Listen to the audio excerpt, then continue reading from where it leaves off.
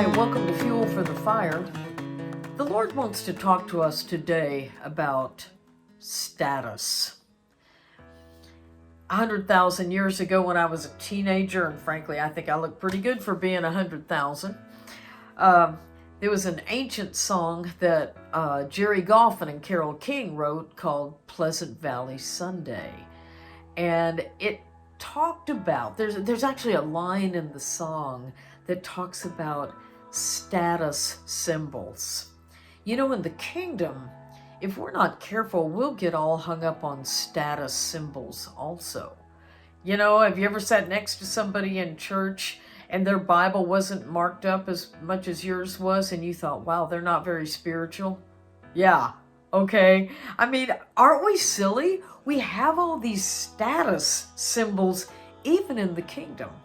And the Lord said that's not how He measures status. He doesn't want us to compare ourselves among ourselves. In fact, the Apostle Paul said it this way, and I have it memorized in King James: they, comparing themselves among themselves, are not wise. So the reality is, God's status symbol is very different from ours. He who humbles himself will be exalted. The least among you shall be the greatest.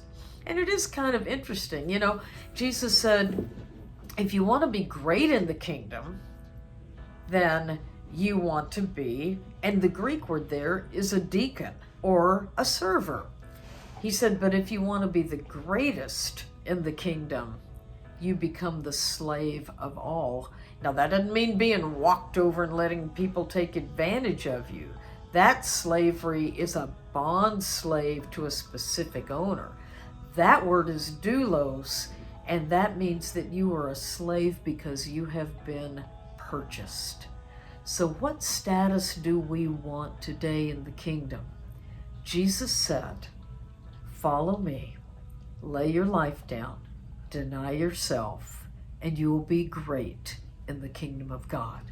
I want that to be my status in the sight of my Father today. Thank you for joining me on Fuel for the Fire.